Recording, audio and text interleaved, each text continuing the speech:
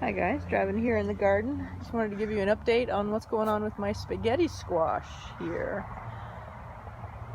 So this guy, as you can see from the drooping and whatnot, hello there insect, from the drooping, and you can see the remnants of the powdery mildew that has been on this plant. It is reaching the end of its run.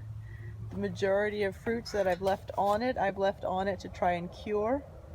But you can see this stem still has a little bit of green in it, whereas those stems back there, I'm not seeing a whole lot of green in them.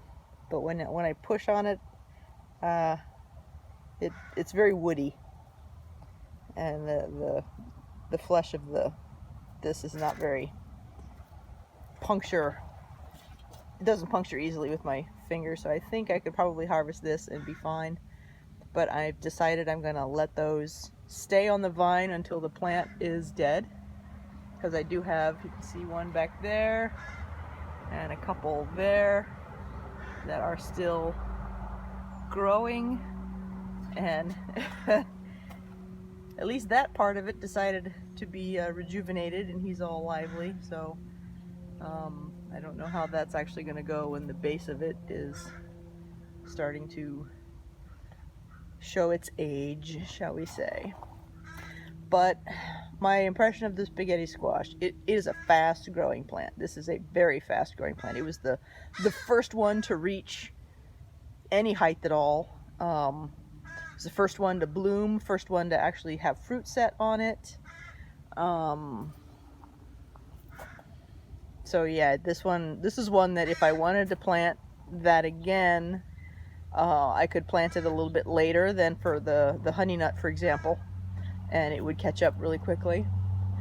Like most squashes, it is susceptible to powdery mildew, so even though the leaves up there were well spaced and nicely aerated, it's still got powdery mildew, so I'm spraying them with the baking soda water solution to try and keep that in check.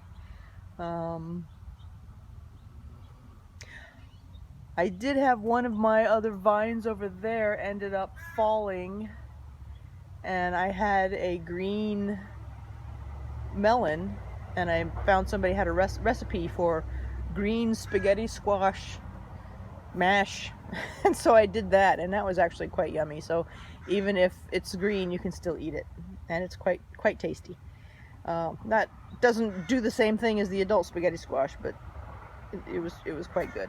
So it's definitely not a waste if something happens to the vine and you're stuck with a green melon.